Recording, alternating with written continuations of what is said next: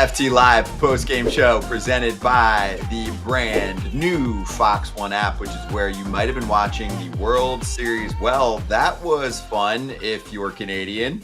The Blue Jays take down the Dodgers, and I mean, you had it all. Scotty Braun, Erik Kratz, Todd Frazier. You're a Blue Jays fan. You've waited for World Series moments since 1993. There are many that aren't even alive last time they were in there. They get the whole song and dance before this thing starts. They're down 2-0. They're the best comeback team in baseball, and they do just that with an explosive sixth inning. They score 9 runs, and by the end of the game, they're trolling Shohei Ohtani. That's good. We don't need you. We would not like your services. We can win without you. And they did it with the utmost respect. If you want the truth, we don't need you. I mean, listen, that one probably hurts a little bit more than, saying a few vulgarities or anything out there, because they put on a spanking there, 11-4, a 9-run inning. I mean, I got to be honest with you, I did not see that coming. They chipped away, and I got to be honest. The guy that comes on mind is Alejandro Kirk. This guy, I don't know how many pitches he fouled off, but he had some really key at bats. Got the single down the line, and then the wheels started turning after that. It just seemed like everything Blake Snell threw, everything was up in the zone. Could not get that called for a strike, and he threw a lot of pitches. And I think for both sides, the pitch count went up, and next thing you knew, the Blue Jays were the first one to pounce on him and make that a huge, huge inning. For a team that swings a lot, they didn't put a lot of balls in play right away. They made that pitch count go up, like you said, but there's no, I get it. Alejandro Kirk, he drew that walk early in the game that drew that first inning out, which kind of looked like it kind of tired Snell out a little bit, but he kind of bounced back. And then that sixth inning, he got through the fifth, and then that sixth inning, they said, "Nah, we've seen enough. We've seen enough. We're gonna kick you out of the game," and they did. And really, it was Bam Barger. A pinch hit grand slam, the first ever pinch hit grand slam, put this game to bed. And that's when the true Canadians came out, don't you know? And they just said, it's a great time for us to just take it out on Shohei Ohtani, because he didn't come up on that flight that we thought it was going to be him, but it wasn't. And now he's just going to be down 0-1 in the first game of the World Series. And this is really nice for us, Blue Jay fans. And instead, they use that money on Vladdy Jr., and it's working out for him this postseason. But it's not just Vladdy Jr. I do still feel like many casual fans need to get introduced to the rest of the group. Barger, great example. And they told the story about how he got super swole over COVID and added like 75 pounds of muscle, and now he's Bam Bam. You guys mentioned Kirk, who I think is one of the most underrated catchers in the sport. He's great defensively. He's a pitch framing whiz. I think he's a great game caller, and he's a pesky hitter. Yeah, the 8-pitch opposite field, high off the right field wall knock. That was only a single. That's double for 98% of the league. Who cares? He knows his body, and he stays at first. And then Varsho hits the first pitch, 2-run homer, 423 feet. Dalton Varsho is actually making that Diamondbacks Blue Jays trade from years back that involved a few others that were successful on the Arizona side look pretty decent right now. Varsho is an elite center fielder. He's got great pop. He's got 3 home runs in the postseason. And my personal favorite Podfather is Ernie Clement. Ernie Clement is a hits machine. Now, he was a Gold Glove finalist last year. He's a good base runner. He's a good baseball player, as John Schneider likes to say, good defender. But the 2 regular seasons here that he got pretty normal playing time were still a bit under league average in terms of OPS plus at 100. He was in the mid 90s. I mean, this dude's like hitting 500 in the playoffs with slug. He's incredible. And think about it. Bases loaded, no outs. They get Snell out of the game. You still got to capitalize. And he's the one that sets the tone, gets the knock. That's the go ahead. And then it starts the doozy in the inning for 9 runs. Yeah, and he's a guy that when you look on his baseball card, if you look who he is, his size, his stature, you're not blown away by it. You know what I mean? But this guy is an absolute beast of a baseball player. He fouls the balls off. He got back-to-back sliders there, and he did something with it. The first one he saw, didn't really like. The second one came up with a big line drive up the middle. He finds a way with 2 strikes to put the bat on the ball, stay on it. And I think that's his biggest asset. He battles the whole time, and he's focused on finding a way to get the barrel to the ball. And these guys, they're not going to blow you away with their big names. They're just going to blow you away by battling, seeing more pitches, fouling pitches off. And next thing you know, boom, an easy single to right field, gets the wheels turning a little bit, a walk, a hit by pitch, and all of a sudden, here we go. A new pitch and change, it doesn't matter. This team is clicking on all cylinders. It doesn't matter who they're playing right now. And, you know, you think of Yesavage, how he did. He didn't have his best game, but guess what? He only gave up 2 runs out of the 4 innings, too, as well. He'll be just fine as they move forward. But again, what a performance. And they got these guys at the bottom of the lineup that are absolutely doing what they're supposed to do, finding a way to get on base. Because we're talking about Ernie Clement, 4th round, 2017 draft, Cleveland Indians. Nathan Lucas, 7th round, 2015 draft, Cleveland Indians. Like they didn't just buy this team. Everyone's like, oh, you know, the only way you can win a postseason is by buying players and getting all the money. It's all about, you know, we should have equal payroll and everybody should be able to buy the same players. You know what? Dance with the person you came with. And you know what? These guys are, I think Ernie Clement has 7 multi-hit games in the postseason now. Like, they're rolling these boys out. They're rolling them out, and they're putting together at-bats. They're doing what they do, and they're not like, man, I wonder what my analytics say about how my launch angle is going and my swing speed. You know what? They're up 1-0 right now. Also, they kept their superstar, Vladdy Jr., and the story with the Dodgers, yes, they spend a lot of money, but they stole superstars from teams that easily could have afforded them. That includes Mookie Betts in Boston. That includes Freddie Freeman in Atlanta, among others. So just keep that in mind. Vladdy Jr. stays. It sets a big example. What, you got another you want to add? No, just the fact that the Blue Jays, they extended Alejandro Kirk this offseason too. And he had a down year last year.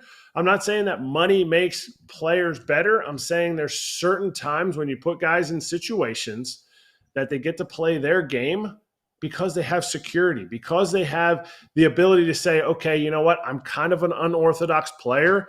I'm going to hear hate from one side. I'm just going to do my thing. I'm going to do my thing for the team to win. They extended him, and look at the year that Alejandro Kirk's had. That's a great call. So he got the extension late spring training, 5 years, $58 million, and that's going to take him through his prime years. You've got one of the top catchers in the sport for $12 million per year. He would have been a free agent after next season. Very well done. And you're right, Kratz. He was coming off an season. That's a good time to throw some money at someone and say, hey, you don't know what life's going to bring you. How about $58 million? And in baseball terms, that ain't much. Yeah. So credit on that side. I also want to bring up a homegrown. I also look into the different stuff with Alejandro Kirk. Everyone looks at offense, but the guy was a Gold Glove type of player 2 years ago, and then I know from talking to guys on the inside that they were not happy with the way that he was necessarily receiving the same way as he was the year before. His blocking was really good. He was low to the ground. And he was able to get a lot of numbers in different ways. And he said, you know what? I think my receiving, the way I was doing it before is good, but I think I can add to it this way. And I really think a contract helps a guy like this say, I know what I know because I'm the one out there doing it and I'm going to play my way. And he's still a young player. People look at him and they're like, oh man, you know, he's a different body type. There's no way it's gonna play and translate to the big leagues. Like, he's done it the whole time, and he's now able to do it his way without saying, "Ooh, you got to change. You got to change because you got to hit for more slug. You gotta receive differently because he's doing it his way." And I think a lot of the contract really helps because there's numbers that back that up. It's a good call. Hey, We're getting some nice wallpaper during this show. We're still going for a minute here. Thanks to MLB Perfect Inning 25. If you're all amped up from watching the first World Series game, bottom right corner of your screen, QR code, free game, download it, go for it, have a good time with it. I want to bring up Bo Bichette. Todd Father, Bo is back. Here's a comment from Harmon. But Bichette looked like a hell of a lot better than I expected. I like that they played him, but then swapped him out for IKF. That should be the play going forward. So when we left our show this afternoon, Todd Father, we didn't know where Bo would play. And then they go, second base, first time since 2019 where he played like one game in the minors. He played, I think 2018 got a little more time there, but he's never played second base in the major leagues. And he was off since the 6th of September to try and recover from a knee injury. And here he is back 1 for 2 with a walk and a play at second base that makes other teams go, you know what? When this guy hits free agency, we could sign him to play second base too. Yeah, I mean, listen, everybody's talking about, well, this might hurt him a little bit for free agency, whatever. He's a team guy, as we know that. He's not afraid to play any positions. He looked comfortable at the plate. 3-0 count swinging. I thought that was really fantastic. I'm sitting here with my buddy Dave, and I'm like, listen, is he swinging 3-0 here or what? And I said, let's go. And all of a sudden he gets a number to right field. That must have felt pretty darn good. Made a huge play in the hole there. Nice throw to first base. Again, you're not going to see him run really hard, but guess what? This is what we talked about earlier. He's the guy. He's a beast. He's an absolute stud of a player. He's a top 30 player that you need to see on that field. And if he's on that field, good things are going to happen. And I think this only boosts them. We'll see how he feels tomorrow because back-to-back games he hasn't played either. But again, when you're up that big, you can make that change. IKF better be ready just in case they need to put him in a little earlier. But again, huge part for Toronto's success, just getting him on the field. Yeah, Kratz, he's not running well, but he looks comfortable at the plate. And they said the knee's still bothering him for sure. You can tell when he's moving around, right? When he was doubled up, he wasn't moving that well over to first compared to what you usually see from him. But at the plate, solid. And that's really tough. I mean, I have no idea about this, but you can tell me, especially you, right? You don't play for days, then you just pop up. How about Bo? Don't play for 6 weeks and then pop up against Blake Snell in World Series Game 1. Also, you're going to play a new position. The position part is what I was impressed with. He didn't try to make too crazy of a play. I think it was Teoscar. It wasn't going to be a double play, but he still made the turn, and that turn looked effortless. It looked fluid, which I love to see. He seemed comfortable around the bag, which is good. You're not going to see him beat out any hustle doubles, and that's fine. I do want to see his continued approach of, you know what? They're going to give me that ginormous 3-4 hole between the first baseman and the second baseman. I'm going to go that way. I think the number 3-0, I think it was a changeup, kind of cued off the end. So I'm like, okay. But if you're getting this kind of production out of him, sorry, there's nobody else on the lineup. There's nobody else that's not on the roster that's going to give you the same thing. And they have a Gold Glove winner or a Gold Glove finalist at multiple positions in IKF who can come in those situations. So good for the Jays for having him out there and not being afraid like, we'll ease him in off the bench. Look, suck it up through game 2. If he's hurting, the knee swells up, play game 2. You get off after that on Sunday because MLB is afraid of the NFL. And then you play games 3 and 5 if it's really swelled up. But to me, this is added such a boost for this lineup. I want to talk about Dodgers pitching with both of you, but first a quick reminder to everyone watching right now. We love the chat. We love all the people watching us for the post game. We're going to do this after every World Series game. We'll have me and some FT members breaking down what we're seeing. Please subscribe to the channel if you don't already. If you just found us, cool. Just hit a button. That's all we're asking you to do. And maybe give us a thumbs up too as we're chatting. Let us know what you like. Okay, Todd Father. They were able to figure out Blake Snell enough to not let him go 8 innings. Mission accomplished. And then they get to the bullpen. There's one weakness that stands out over everything else with the Dodgers. And that's been obvious since the first game they played, the wild card game against the Reds. Their bullpen is a problem. And guess what happened? Their bullpen was a problem. Yeah. Got exploited there a little bit. And as you saw, 4 innings is not going to do it. I don't care who's starting anymore. It's just not how this playoff is rolling. It's not how this World Series is going. You need your starters to go 5+, if not 6+. And again, I honestly, I'm not making an excuse for Blake Snell, but I think a little bit extra time, it might have changed, not only the way he pitches, but his mindset and going into it. Baseball players, I don't know about you, Kratzy, but most of them, at least, they want to keep going. They want to play. They want to play. And we've had those conversations before, but a week off or whatever the time was is a pretty long time. And you could tell his fastball stayed up. His breaking stuff either got fouled off or got hit pretty hard. So just couldn't find that fastball. And I thought once, if he finds that fastball up in his zone or inner half, which he's really good at, he's really good at throwing, but it just didn't seem like he had it. I mean, even the first inning, got the first 2 outs, and next thing you know, he's 28 pitches in the first inning and just got away with that pop fly with bases loaded. So it just seemed like it just wasn't their day today, even though they're up 2-0. You felt like something was going to happen. Yeah, for sure. I think there's a clear media bias that, your days off means something. The fact that a team that's swept going against a team that has won Game 7 has never won a series. There's something to that storyline, but I'll be honest, if there's a team that can fight against that storyline, it's the Los Angeles Dodgers, because of the fact that, little things. I tweeted about it during the game. Every time you showed one of the hitters, whether it was Teoscar, whether it was Max, whether it was Kike, talking to the first base coach, they're talking about the angle that the slider comes in on. And you saw Max even say okay, that slider's actually backing up, more like a left-handed slider, a left-handed curveball coming out of a right-hander's arm.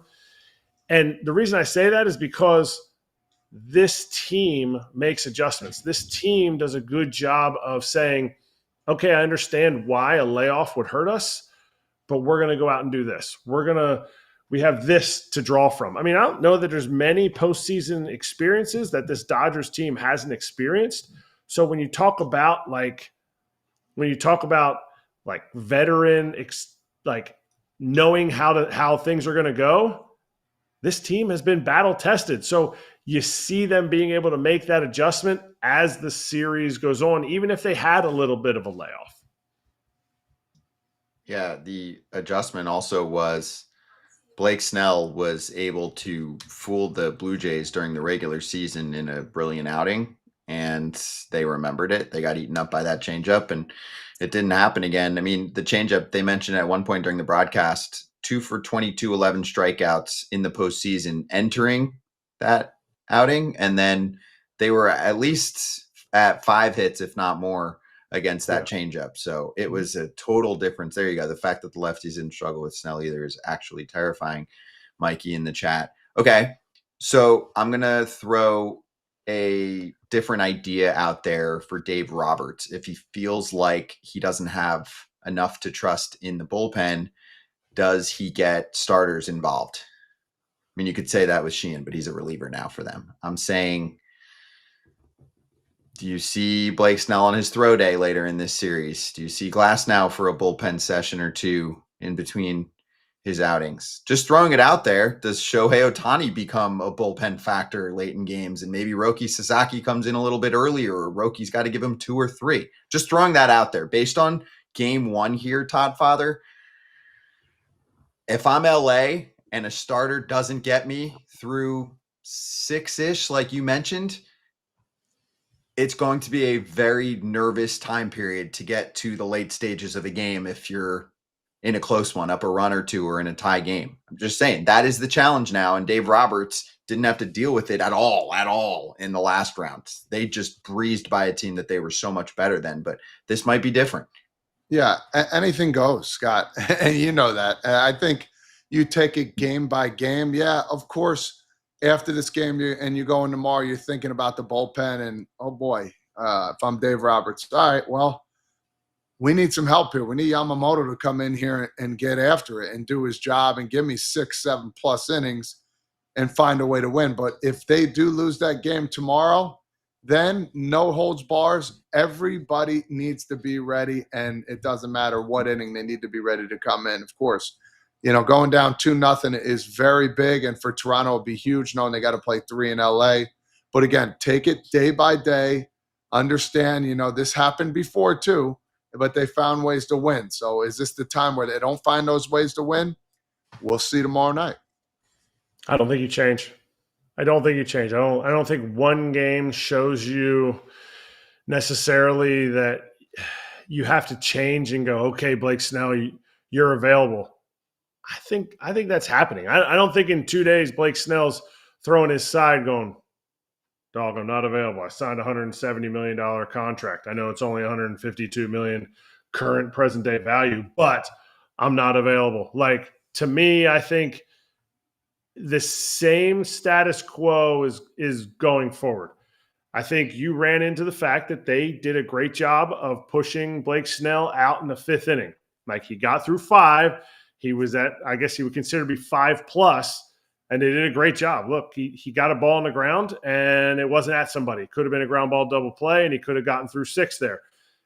I don't think you necessarily change and panic and pivot, because I already think the only guy you have right now that you trust that is a true bullpen piece, like throughout the year bullpen piece, is Blake Trinan. I don't think you're trusting Emmett Sheehan necessarily as, oh wow, he was a bullpen piece. He started a lot of games for him.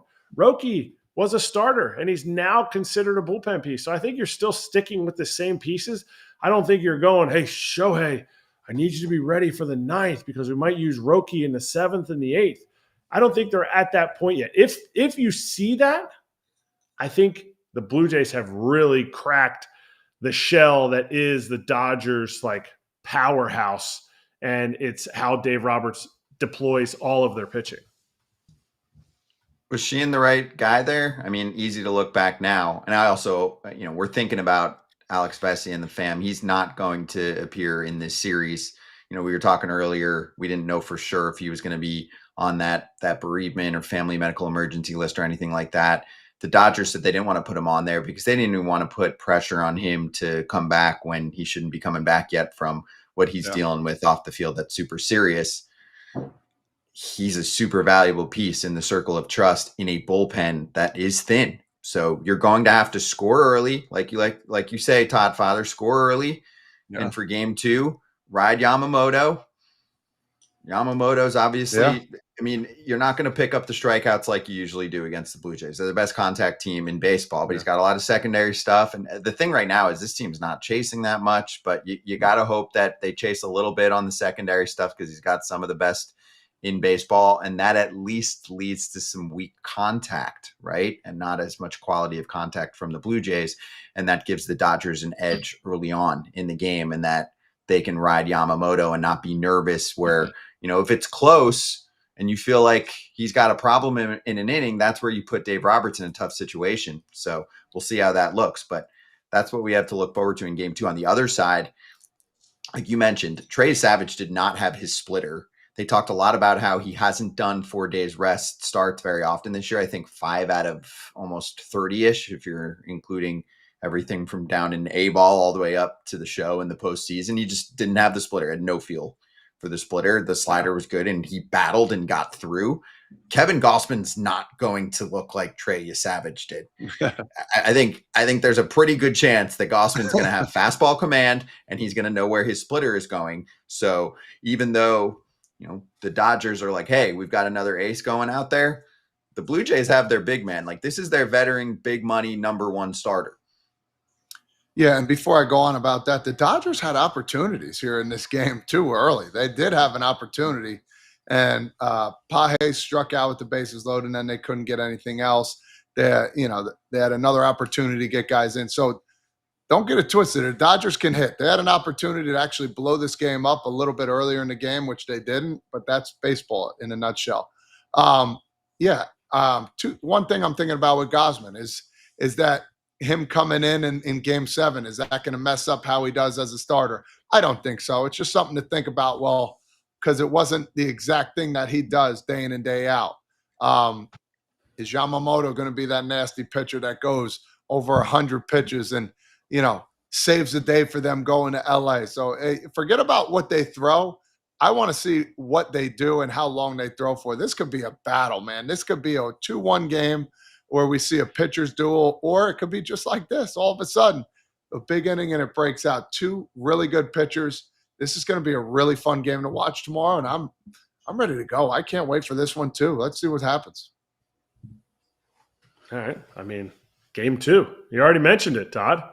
Game 2, you got Yamamoto versus Gausman. You got splitter versus splitter. Really, like everything is setting up for those splitters.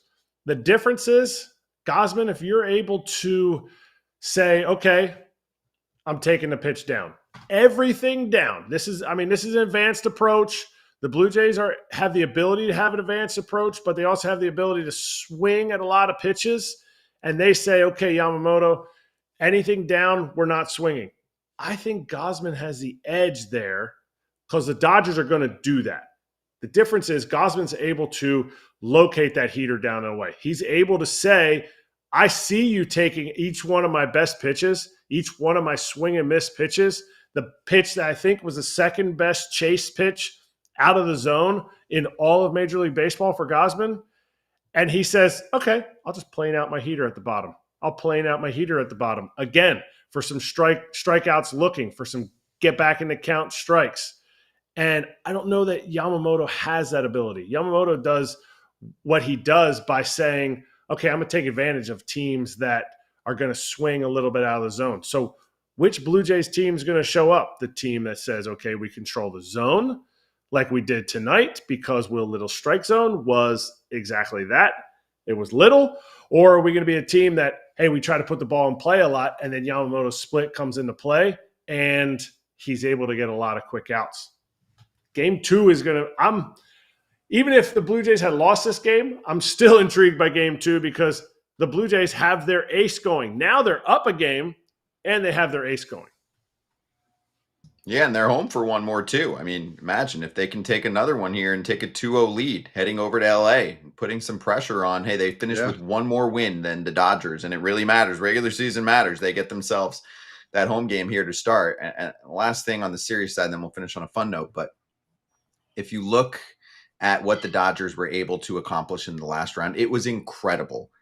But that just doesn't happen 2 series in a row. I mean, the Blue Jays, first of all, are clicking their dynamic offense, but also Blake Snell's fastball command wasn't as good as this last outing. I mean, example number 1 was the Barger homer. That was middle fastball, and he was painting corners, and he's actually a guy that doesn't usually give in. Like, he will try to avoid that portion of the plate as well as anyone. He'd rather walk you sometimes, but it wasn't the same.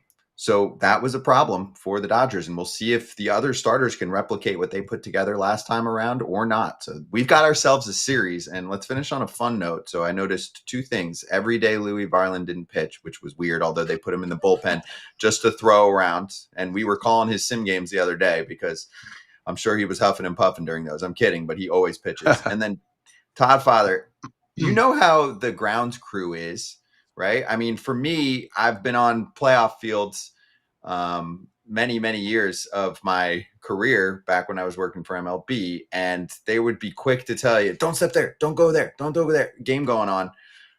Pharrell brought an orchestra of people onto the field. They did an incredible job. It was a super cool pregame show, but I was just thinking about all of the conversations that I've had with grounds crew over the years. How nervous do you think they were when they saw them stomping and singing and getting after it in the little pregame party? I think a little bit. I guess all turf really helps too a little bit. So I don't know. That's a really good question. I would be nervous. Excuse me. I would definitely be nervous just because of what was out there, all the heavy equipment, everything. And listen, this is a show. We got to put on a show for the fans and for the people, and, the field might have to take a hit for it. So it looked like it didn't hurt it today. Hopefully there's no bumps and bruises tomorrow. If I ever, misstep, like one little step on even dirt, whatever, and I've been told before, like, hey, watch it, I'm just going to go, Pharrell The Pharrell 2025 effect. World Series. Okay. The Pharrell effect. Yep. Everything's changed. It doesn't matter anymore. Pharrell's crew, 2025 World Series. We're allowed to step here. Please, sir, do not tell me where I can step anymore. The world has changed. Anyway, we're going to do a post-game show after Game 2 of the World Series, so make sure you look out for that. Game 2 is Saturday night. If you're watching this now, that's actually, it's today. If you're watching on the East Coast, it's now 12:01. A lot of people will watch this in the morning for a little post-game recap. Dodger fans that are freaking out. Maybe we talked you off the ledge a little bit. And Blue Jays fans are just feeling themselves right now chanting, Ohtani, we would not like your services, but we would like to beat you. Clap, clap, clap, clap, clap. So, yes, we will see you later tonight and on our way out. First off, thanks to Fox One for being the sponsor here. And you can watch the World Series Game 2 on that app. But in the meantime, to kill time, MLB Perfect Inning 25, QR code on the screen. Game is free to download. It's fun. You're going to watch a little trailer on the way out, and you'll see us again live in 20-ish hours.